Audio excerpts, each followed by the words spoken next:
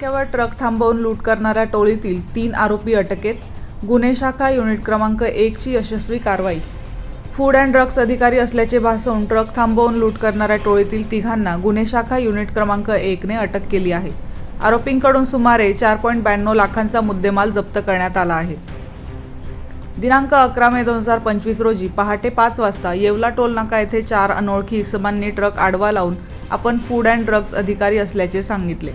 त्यांनी सुपारी भरलेले 2 ट्रक जबरीने नाशिक येथील उद्योग भवन सातपूर येथे नेले.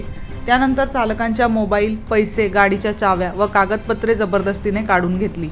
या प्रकरणी मणिशंकर ब्रिजमोहन मिश्रा यांनी सातपूर पोलीस ठाण्यात तक्रार दाखल केली होती. पोलिसांची कारवाई. वरिष्ठ पोलीस अधिकाऱ्यांच्या मार्गदर्शनाखाली गुन्हे शाखा युनिट क्रमांक 1 चे पोलीस अंमलदार नितीन जगताप व राम बर्डे यांना गोपनीय माहिती मिळाली. आरोपी काळ्या रंगाच्या स्विफ्ट MH15 CD 7774 कारमधून अंबड लिंक रोडने जाणार असल्याचे समजल्याने गरवारे पॉइंट येथे सापळा रचून 2 आरोपींना अटक करण्यात आली. चारुदत्त त्र्यंबक भिंगारकर वय 37, मयूर अशोक दिवटे वय 32. त्यांच्याकडून गुन्ह्यात वापरलेली कार, मोबाईल फोन, गाड्यांच्या चाव्या व कागदपत्रे, ड्रायव्हर लायसन्स व सुपारीच्या पावत्या असा एकूण 4,92,000 रुपयांचा मुद्देमाल जप्त करण्यात आला. तिसऱ्या आरोपीस अटक.